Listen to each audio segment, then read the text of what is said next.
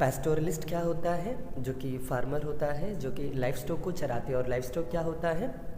तो काऊ, शीप, गोट को कहते हैं। दूसरा शब्द आपने सुना पैस्चर क्या होता है? तो ये सिमिलर टाइप ऑफ ग्रासेस को कहा जाता है। तीसरा नोमैड्स क्या होता है? जिसका कोई फिक्स्ड रेसिडेंस नहीं होता। रेसिडेंस मतलब घर, ओके, आशियाना, इसको बंजारा भी कहते हो आप। और चौथा जिसको हम लोग कहते थे हेरिडर। हेरिडर मतलब जो रखवाला करे, जहाँ पर गाय जानवर किसी को बांध दोगे तो उसका रखवाला जो करता है उनको हेरिडर कहते हैं, या तो चराने वाला, ये भी कहा जा सकता है। ओके, अब चलिए चैप्टर की ओर सीधा बढ़ते हैं। ये 4 टर्म्स आपका क्लियर हो चुका होगा। चैप्टर में आओगे तो बेसिकली आपको पढ़ना क्या है पहले वो सुन लीजिए। ओके, देखिए इस चैप्टर को 3 सेक्शन में बांटा गया। 3 सेक्शन में सबसे पहला सेक्शन में आप पढ़ोगे कि पैस्टोरलिस्ट होते क्या है, या कुछ पैस्टोरलिस्ट के नाम पढ़ोगे। जैसे हम आपको कुछ नाम दिखाते हैं पैस्टोरलिस्ट के नाम। देखिए ये रहा पहला 1 number, Gujjar Bakarwals of Jammu and Kashmir. तो जम्मू एंड कश्मीर में रहने वाले गुज्जर बकरवाल्स का ज़िंदगी कैसा है, वो क्या करते हैं, कब कहाँ से कहाँ माइग्रेट करते हैं, क्यों करते हैं, उन सब का रीज़न आपको ये पूरे पहले पैराग्राफ में दिया गया है। ओके, यहाँ पर आप एक वर्ड पढ़ोगे, हम पढ़ाएंगे अभी। काफिला क्या होता है आप वो पढ़ोगे।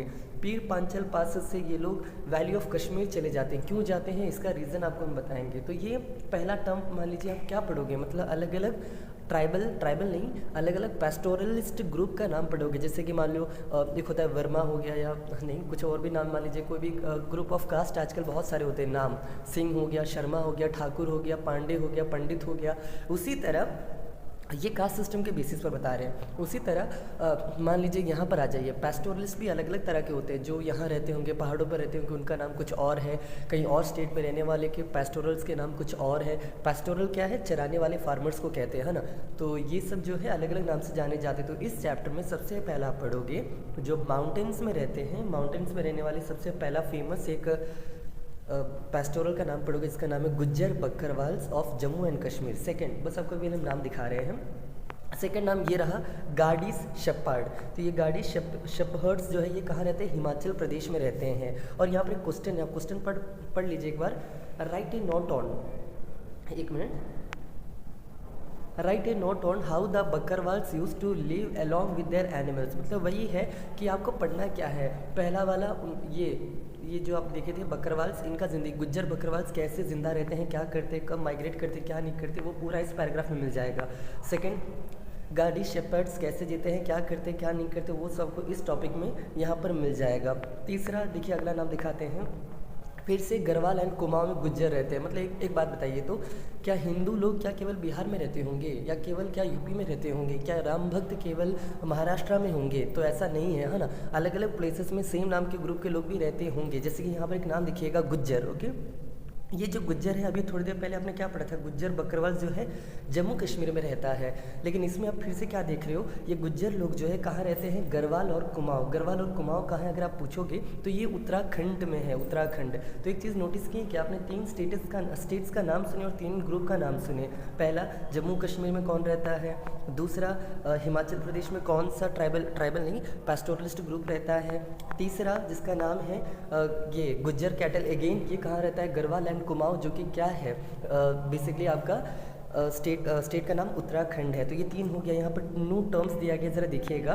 बाबर एंड बुग्याल, ये बुग्याल जो भी लिखा हुआ है बग्याल, इनका मीनिंग ज़रा सुनिएगा। देखो होता क्या है, जब गर्मी का टाइम आता था तो ये जो गुज्जर लोग हैं ये लोग क्या करते थे, जो कुमाऊं एरिया में रहते थे, ये लोग क्या करेंगे, ठंड के टाइम में ऊपर से थोड़ा नीचे की ओर आ जाएंगे, मतलब on the foot hills of Shivalik. Shivalik आपने पढ़ा होगा कहाँ पर, चैप्टर नंबर 2 ऑफ ज्योग्राफी में। एक वर्ड है शिवालिक, मतलब हिमाद्री, हिमाचल, शिवालिक, जो कि है आपके mount Himalaya, Himalayan mountain range का जो सबसे नीचे वाला पार्ट होता है, वहाँ की ओर ये लोग माइग्रेट कर जाते। कब? ड्यूरिंग विंटर टाइम, जब बहुत ज़्यादा ठंड होती है ये लोग नीचे चले जाते हैं, और जब गर्मी आए तो ये वापस ऊपर आ जाते हैं। और यही बेसिकली उस प्लेसेस का नाम है।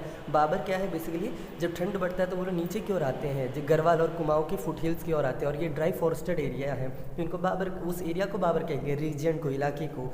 और जब गर्मी का टाइम आए तो ये लोग नीचे से फिर ऊपर चले जाएंगे, तो जो ऊपर का जो इलाका है उसको बग्याल या बुग्याल जो भी लिखा हुआ है ये कहते हैं। तो ये हो गया ये आपका इतना चीज़।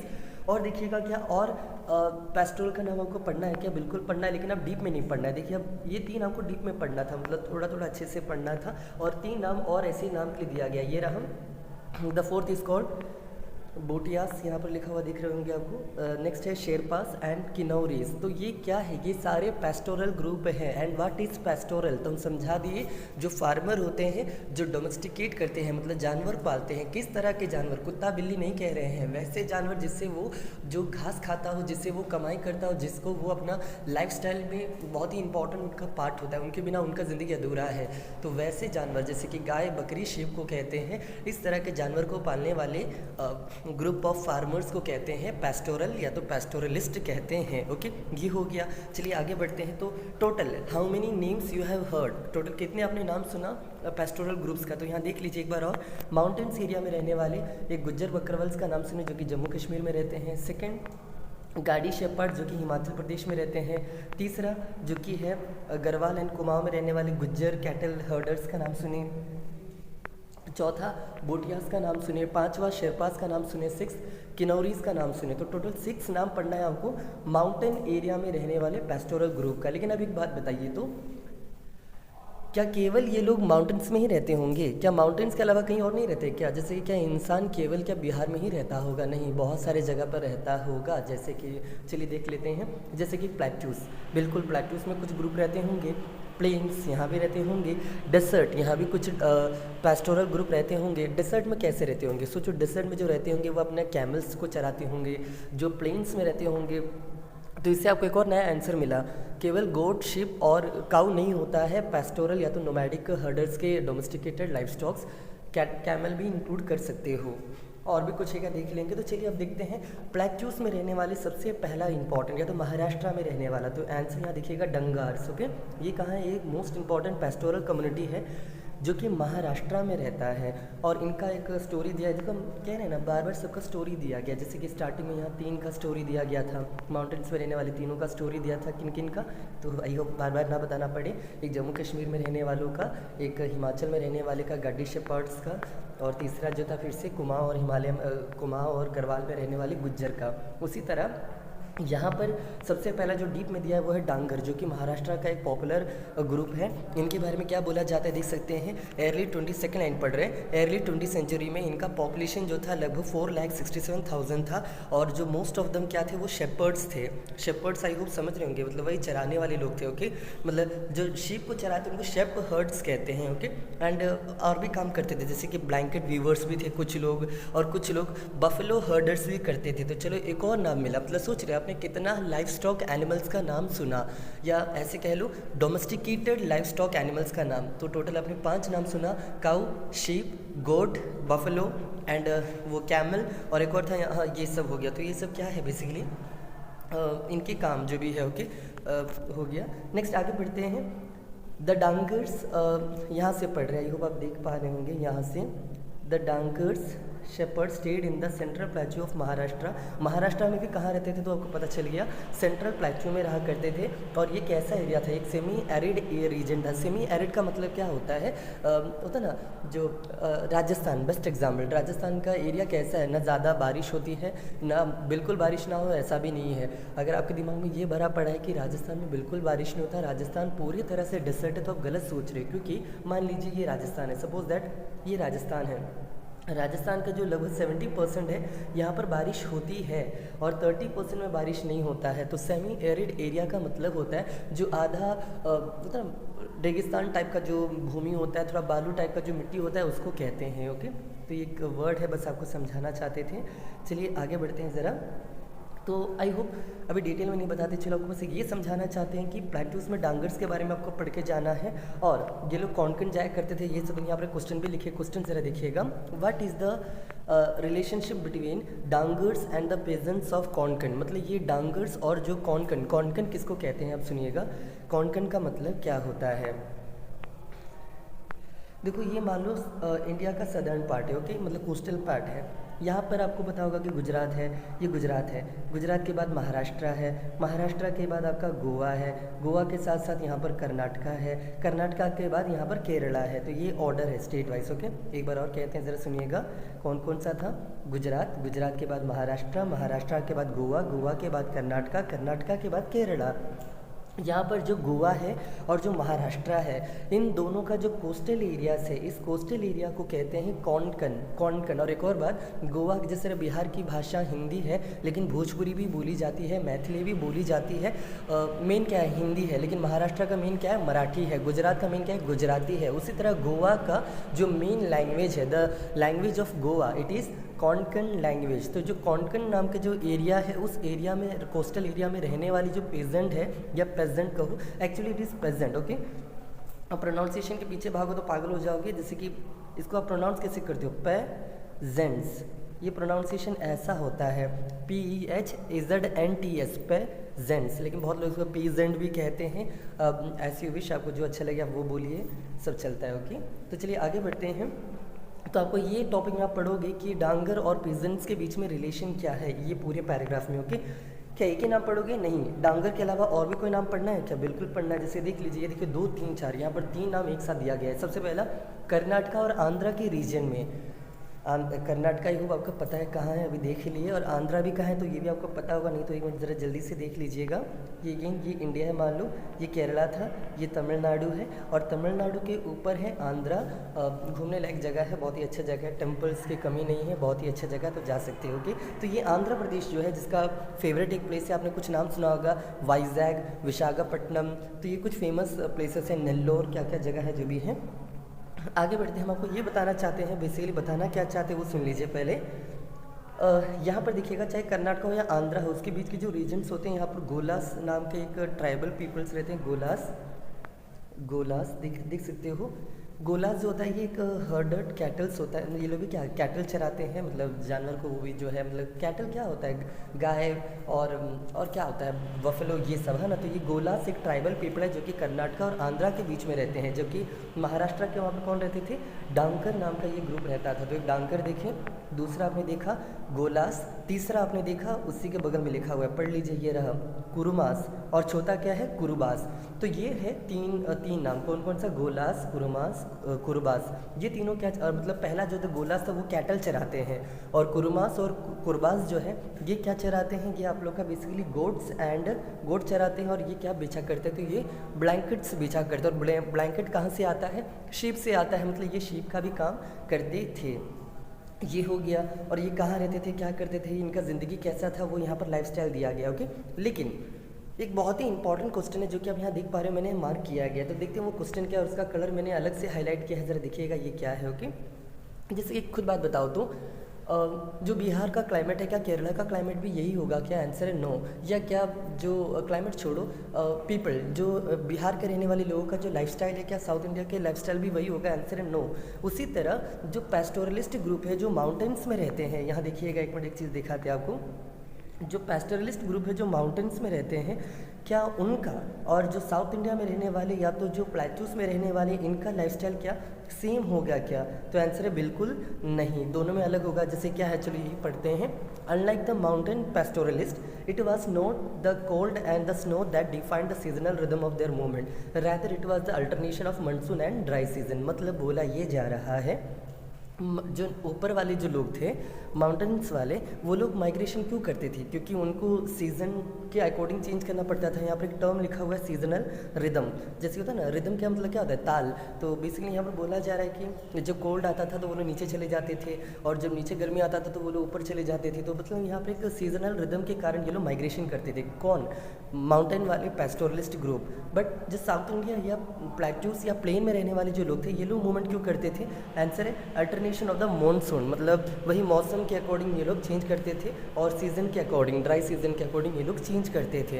एंड इनडायरेक्ट वे में दोनों लगभग सेम ही है, क्या ही बोले, है ना, तो लगभग सेम है। लेकिन ये टर्म याद रखिएगा, अगर आपसे कोई पूछ दे माउंटेन्स वाले पैस्टोरल क्यों माइग्रेट करते थे, आंसर लिख के आना सीजनल रिदम। और अगर आपसे पूछे साउथ इंडिया वाले या प्लेट्यूस वाले मूवमेंट क्यों करते थे, तो आपको लिख के आना है alternation of monsoon and dry season. तो ये भी हो गया। आगे बढ़ते हैं। नेक्स्ट 5वां नाम बंजारास। तो ये क्या है, ये भी ग्रुप ऑफ ग्रेसियस है, चराने वाले लोग, जो कि कहाँ रहते हैं, उत्तर प्रदेश, पंजाब, राजस्थान, मध्य प्रदेश, महाराष्ट्र। ये सब बेसिकली क्या है, plains and plateau mix area है, ओके। और ये लोग भी कैसे ज़िंदा रहते थे, क्या क्या करते थे, क्या बेच के खाते थे, क्या नहीं करते थे, वो सब यहाँ लिखा हुआ है, अगर आपको मन है तो ये पढ़ सकते हैं। मतलब ये 5वां नाम। एक मिनट आप चलिए सीधा आपको एक चीज़ दिखाते हैं। ये चलो पहले इसको कंप्लीट करते हैं, उसके बाद ही वो दिखाते हैं। आगे देखिएगा एक और नाम है, दैट इज कॉल्ड, राजस्थान में कौन रहते थे, राइकास। बस आप इतना सोच लीजिए ना। अभी एक काम कीजिए, अगर हम आपकी जगह रहते, एक बुक निकालते, एक नोटबुक कह रहे हो कि उसमें क्या करते, जितने भी पेस्टोरल ग्रुप्स हैं उनका नाम एक साथ लिखते, जैसे कि इस तरह पेस्टोरल ग्रुप का नाम लिखते और उनका स्टेट्स या तो प्लेस कहाँ वो रहते थे उनका ये कॉलम बना के पढ़ लेते। जैसे कि माउंटेन्स, यहाँ पर भी लिख देते कि कहाँ पर ये लोकेट है। जैसे माउंटेन्स में लिखे हम कितना नाम लिख सकते हैं, ज़रा सोचिए। माउंटेन्स में हम लोग कितना नाम पढ़े थे, मेनली 3 पढ़े थे आई गेस। एक था गुज्जर बकरवाल्स, दूसरा था गाडीज जो कि हिमाचल में रहते थे, तीसरा था गुज्जर अगेन जो कि कुमाऊं एंड गढ़वाल में रहते थे जो कि उत्तर प्रदेश उत्तराखंड में है, चौथा भूटियास, शेरपास एंड किन्नौरीज। तो ये यहाँ पर इतना नाम आपने पढ़ा था। और जब दूसरा वाला आपने पढ़ा प्लेट्यूस प्लेन डेसर्ट वाला, तो यहाँ पर आपने क्या क्या पढ़ा, डांगर्स पढ़ा आपने, और जो कि महाराष्ट्र के सेंट्रल प्लेट्यूस में रहता है। देन आपने एक और नाम पढ़ा था, दैट इज़ कॉल्ड ये Gollas, and third Kurumas, and fourth Kurubas, and fifth Banjaras.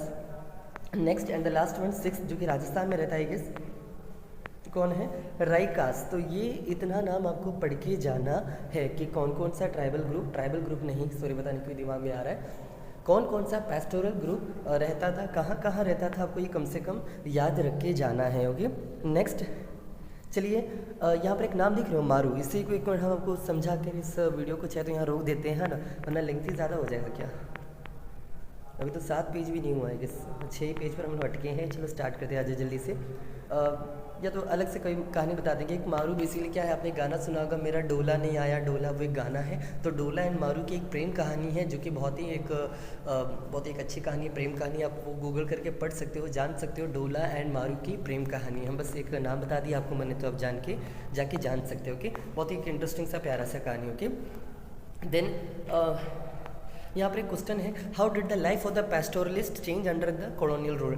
एक मिनट, एक बात याद है क्या, मैंने स्टार्टिंग में एक बात बोला था, इस चैप्टर को 3 सेक्शन में बांटा गया है। पहला सेक्शन था जिसमें आप केवल क्या पढ़ोगे, कौन कौन से पेस्टोरलिस्ट ग्रुप कहाँ कहाँ रहते हैं। तो ये अपना पहला सेक्शन जो है ये कंप्लीट हो गया, कौन कौन सा ग्रुप कहाँ कहाँ रहते हैं। ओके, दूसरा टॉपिक मान लीजिए जिसका नाम यहाँ पर आप देख पा रहे हो कि ब्रिटिश आने के बाद जो ये पेस्टोरलिस्ट ग्रुप था, इनका ज़िंदगी में कैसे बदलाव आ गया। जैसे कि केवल इंडिया में नहीं, यहाँ पर आप दो जगह का स्टोरी पढ़ोगे। एक है आपका अफ्रीकन कॉन्टिनेंट में जब colonial rule, what is called colonial rule. देखो कॉलोनियल का मतलब होता है जब कोई फॉरेन कंट्री किसी दूसरे कंट्री में जाकर वहाँ पर कॉलोनीज बनाकर जब राज करता है तो उनको कॉलोनियल रूल कहा जाता है। जैसे कि इंडिया में ज़रा सोचिए तो इंडिया में कॉलोनियल रूल किसका लाया गया था, ब्रिटिश ने लाया था। और क्या केवल ब्रिटिश ही कॉलोनियल रूल्स एस्टैब्लिश कर सकता है क्या, नहीं। मान लो फ्रेंच वाले जाकर इंडोनेशिया में या डच वाले इंडोनेशिया में खोले थे। आपने ये already chapter number 4 of history में पढ़ा था, जावा आइलैंड वाला बात ज़रा याद कीजिए। तो डच वालों ने क्या किया था, कॉलोनीज बनाया था वहाँ पर, या फ्रेंच वालों ने बनाया था कहीं और पर। तो इस तरह मतलब ये समझ लीजिए कि जब एक कंट्री दूसरे कंट्रीज में जाके कॉलोनीज बना के राज करता है उनको कहते हैं कॉलोनियल गवर्नमेंट। और एक और नाम सुनिएगा, the word is called imperialism. एक वर्ड लिख देते हैं इम्पेरियलिज्म, इसका मतलब होता है साम्राज्यवाद। अब ये साम्राज्यवाद का मतलब क्या होता है, साम्राज्यवाद का मतलब होता है जब एक स्ट्रॉन्ग कंट्री एक वीकर कंट्री को हरा कर उस पर राज करने लगे। मतलब एक तो बहुत गलत चीज़ है ये जो भी है, तो इस तरह का जब काम करे तो इसको कहते हैं इम्पेरियलिज्म। जैसे कि इंडिया पर भी इम्पेरियलिज्म का तरीका अपनाया गया, या जो भी बड़े बड़े देश हैं उन्होंने बाकी देशों को जब कमज़ोर देशों को हरा कर उस पर रूल किया तो इसको इम्पेरियलिज्म कहते हैं। तो ये आप जान सकते हो। यहाँ पर आगे बढ़ते आ जाइए। तो पहला टॉपिक कंप्लीट, मतलब हम पूरा अच्छे से बताए नहीं, बस ऐसे बता रहे हैं कि पहले टॉपिक में आपको केवल पेस्टोरल और उनके नाम और उनका एरियाज पढ़ना था। दूसरा टॉपिक का नाम है कि इन पेस्टोरल वालों का ज़िंदगी कैसे बदल गया कॉलोनियल रूल के कारण। मतलब चाहे वो ब्रिटिश हो, चाहे डच हो, चाहे फ्रेंच हो, चाहे स्पेनिश वाले हो, इन सब के कारण पेस्टोरल का ज़िंदगी में कैसे कैसे बदलाव आया। तो ये एक टॉपिक दिया गया है। तो चलिए देखो ये रहा टॉपिक। ओके, इसमें आप पढ़ सकते हो क्या क्या चेंजेस हुआ। सबसे पहला उनका ग्रेजिंग ग्राउंड जो है श्राइन कर दिया गया, मतलब उनसे ज़मीन छीन लिया गया। उनका मूवमेंट्स को रेगुलेट कर दिया गया। उनका रेवेन्यू को क्या कर दिया गया, इंक्रीज़ कर दिया गया। मतलब जो उनको टैक्स भरना पड़ता था ज़्यादा भरना पड़ता था। और उनका जो भी एग्रीकल्चर स्टॉक है उनको कम कर दिया गया, जिससे तुम ज़्यादा सामान रख नहीं सकते। इस तरह उन लोग के ऊपर बहुत सारा पाबंदियाँ लगाया गया। ओके, तो बस आपको यही पढ़ना है क्या क्या चेंजेस हुआ था। अगर एग्जाम में अगर आपसे पूछ दे, ये भी वेरी इंपॉर्टेंट है, पूछ सकता है कि कैसे कैसे ब्रिटिश कॉलोनियल रूल या कोई भी कॉलोनियल रूल वहाँ के पेस्टोरल ग्रुप को अफेक्ट करता है, या इम्पैक्ट उनका क्या क्या चेंजेस इम्पैक्ट होता है। तो ये आपको इतना रट के जानना है। लेकिन यहाँ पर एक और लेंथी क्वेश्चन है, जरा देखिएगा, अभी पढ़ा नहीं रहे, बस बता देते हैं। हाउ मतलब कैसे वो लाइफ को अफेक्ट करता है, मतलब ये सब तो उन्होंने किया। जैसे हम सपोज दैट हम कहें कि हमको किसी से प्यार है, तो प्यार क्यों हुआ, तो वो रीज़न जब पता किया जाता है तो वही यहाँ पर आपको बताने वाले हैं कि ये सब तो पाबंदियाँ लगाया गया, लेकिन क्यों लगाया गया, कैसे लगाया गया, उनके पास इतना पावर कैसे आया जिसने ब्रिटिश वालों ने ये सब किया या डच वालों ने ये सब किया, मतलब कैसे इन्होंने इतना कुछ कर डाला। तो वहीं पर देखिए एक एक करके देखिएगा, यहाँ पर फर्स्ट रीज़न दिया गया है, सेकेंड रीज़न दिया गया है, थर्ड रीज़न दिया गया है यहाँ पर, देन फोर्थ रीज़न यहाँ पर दिया गया है। तो यहाँ पर कुछ आपको रीजंस दिया गया है, जैसे कि आपको पता चले कि कैसे इन कॉलोनियल गवर्नमेंट ने वहाँ के रहने वाले, वहाँ के मतलब इंडिया और अफ्रीका में रहने वाले जो ग्रुप्स हैं उन पर कैसे अत्याचार किया, वो पढ़ोगे। एंड एक और चीज़ है, how did this changes affect the lifes of the pastorals, और उनकी ज़िंदगी पर क्या इसका असर पड़ा। सेम असर जो आप ऊपर पढ़े थे, ये जो लिखोगे ना, अगर आप ये लिख के आ जाओ तो भी काम बन जाएगा, ये वाला जो ये पहला 3-4 लाइन है, या तो आप यहाँ से भी लिख के आ सकते हो कैसे कैसे इनका लाइफ चेंज हुआ। तो आंसर है शॉर्टेज ऑफ पैस्चर होने लगा, एरिया ऑफ पैचवर लैंड डिक्लाइंड हो गया, कंटिन्यूस इंटेंसिव ग्रेसिंग होने लगा, मतलब एक ही जगह पर सब आके अपना जानवर को चरा रहे हैं क्योंकि ज़मीन उनको मिल नहीं रहा था।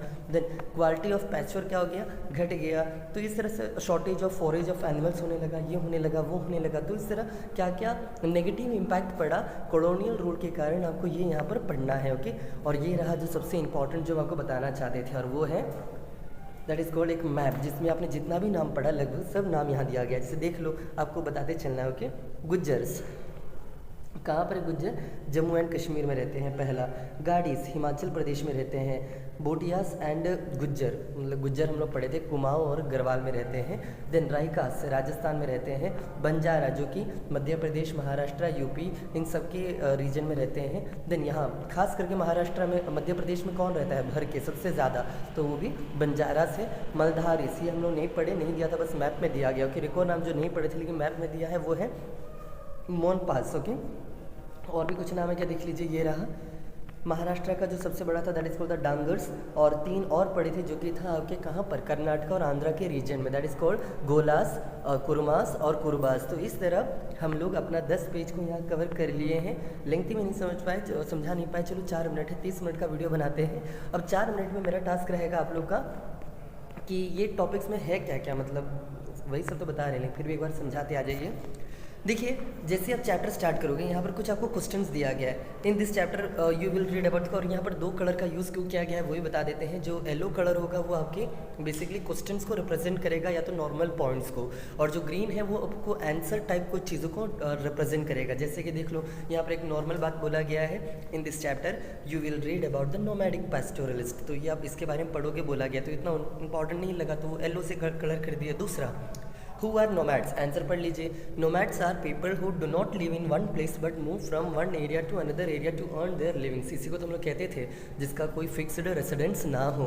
और किसके साथ वो मूव करते थे, ये भी लिखा हुआ है, with their herds of goat and sheep और the camels and the kettles.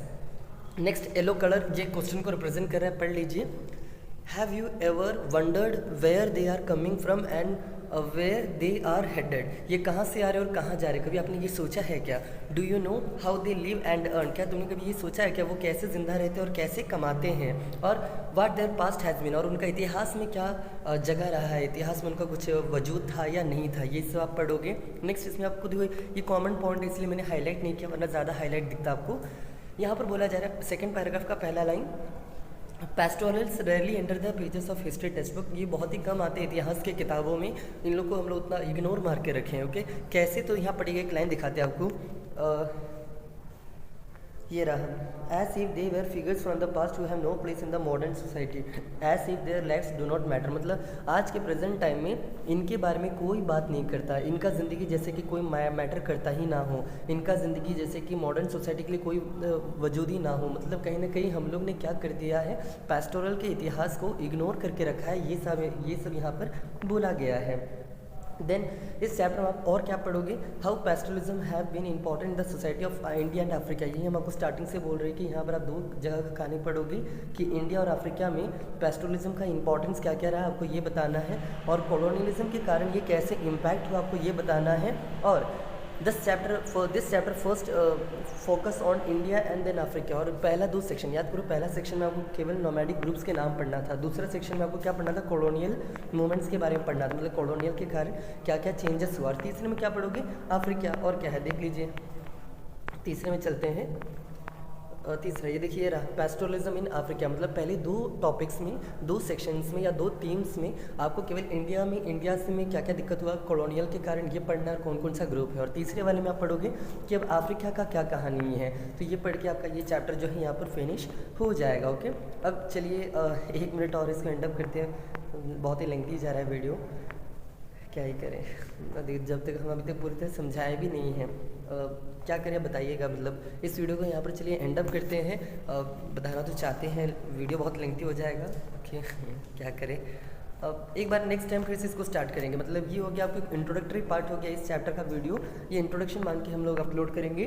और 2 पार्ट इसका और लाएंगे, एक में इसको समझाएंगे, पहला पार्ट को अगेन क्या क्या हम जो नहीं समझाएं इस वीडियो में उसको समझा देंगे ऑन योर डिमांड अगर आप चाहते हो तो। एंड उसके बाद फिर देखा जाएगा। ओके, ऑलरेडी ये वीडियो 920 MB का हो चुका है, अराउंड अप्रोक्स 1 GB होने वाला है, तो चलिए इसको यहाँ रोकते हैं। और बस यही था, इतना ही बताना चाहते थे अभी के लिए फ़िलहाल। ये मैप कम से कम पढ़ लीजिएगा कहाँ कहाँ पर कौन कौन रहते हैं। ओके, तो थैंक यू, बस इतना ही, चलिए रुकते हैं।